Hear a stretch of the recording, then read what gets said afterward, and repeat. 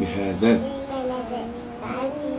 لا أقسم बिस्मिल्लाहिर्रहमानिर्रहीम।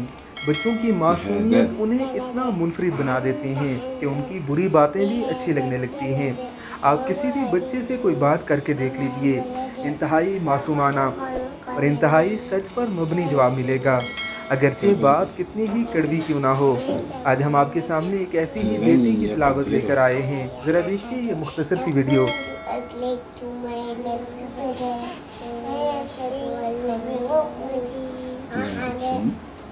لم يجعل له بهذا لسانا وشفتين وهديناه النجدين ولقد حمل عقبة وما أدراك كمل حمل عقبة كبد فك وكبة أو طعام في يوم لن ذي يقدر مسغبة يتيما ذا مقربة أو مسكينا ذا مقربة متربة ثم ومن الذين آمنوا وتواصوا بالصبر وتواصوا بالمرحمة النجدين فلقد حمل عقبة وما أدراك ما كمل حمل عقبة فك وكبة أو طعام في يوم ذي مسغبة يتيما ذا مقربة أو مسكينا ذا مقربة متربة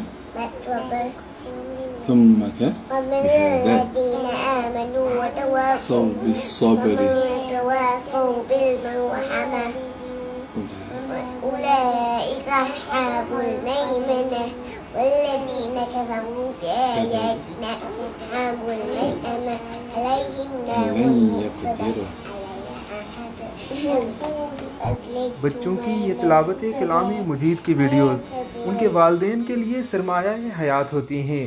इनसे खूबसूरत वीडियोस हो ही नहीं सकती।